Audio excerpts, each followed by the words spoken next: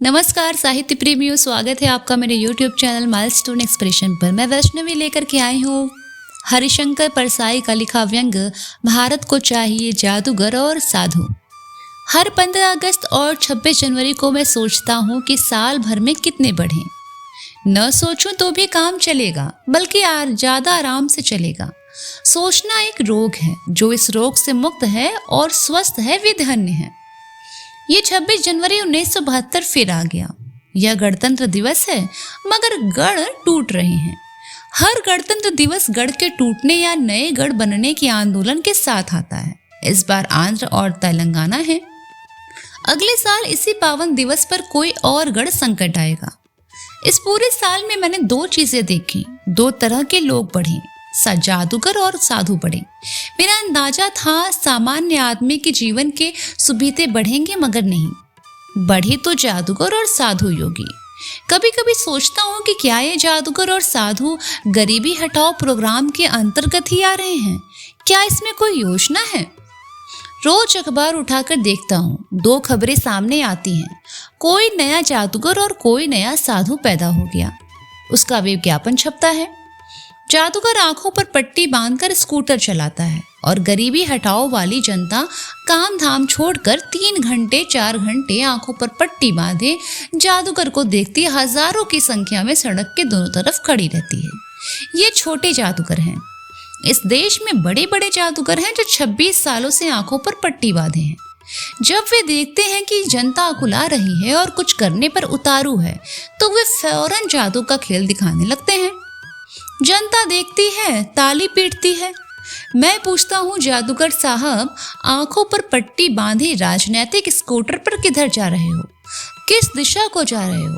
समाजवाद, खुशहाली, गरीबी हटाओ, कौन सा गंतव्य है? वे कहते हैं, गंतव्य से क्या मतलब? जनता आंखों पर पट्टी बांधे जादूगर का खेल देखना चाहती है और हम दिखा रहे हैं। जनता को और क्या चाहिए? जनता को सचमुच कुछ नहीं चाहिए, उसे जादू के खेल चाहिए। मुझे लगता है ये दो छोटे छोटे जादूगर रोज खेल दिखा रहे हैं। इन्होंने प्रेरणा इस देश के राजनेताओं से ग्रहण की होगी, जो 26 सालों से जनता को जादू के खेल दिखाकर खुश रहे हैं। उन्हें 3-4 घंटे खुश रखना क्या कठिन है? इसीलिए अखबार में रोज फोटो देखता हूँ किसी शहर में नए विकसित किसी जादूगर की। सोचता हूँ, जिस देश में एकदम से इतने जादूगर पैदा हो जाएं, उस जनता की अंदरूनी हालत क्या है?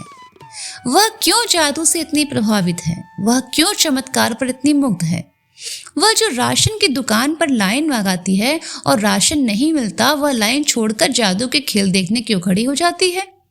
मुझे लगता है 26 सालों में देश की जनता की मानसिकता ऐसी बना दी गई है कि जादू देखो और ताली पीटो, चमत्कार देखो और खुश रहो, बाकी काम हम पर छोड़ दो। भारत पाक युद्ध में ऐसा ही जादू था।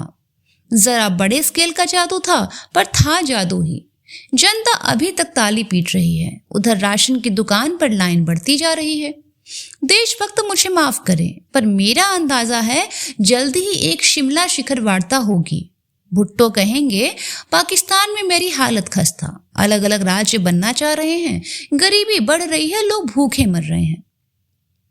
हमारी प्रधानमंत्री कहेगी कि इधर भी गरीबी हट रही, कीमतें बढ़ती जा रही, जनता में बड़ी बेचैनी है, बेकारी बढ़ती जा रही है। तब दोनों तय करेंगे, क्यों न 15 दिनों का एक और जादू हो जाए। 4-5 साल दोनों देशों की जनता इस जादू के असर में रहेगी। जब मैं इन शहरों के इन छोटे जादूगरों के करतब देखता हूँ तो कहता हूँ, बच्चों, तुमने बड़े जादू नहीं देखे, छोटे देखे हैं तो छोटे जादू ही सीखे हो। दूसरा कमाल इस देश में साधु है। अगर जादू से नहीं मानते और राशन की दुकान पर लाइन लगातार बढ़ रही है, तो लो, साधु ले लो। जैसे जादूगरों की बाढ़ आई है, वैसे ही साधुओं की बाढ़ आई है, और इन दोनों में कोई संबंध जरूर है।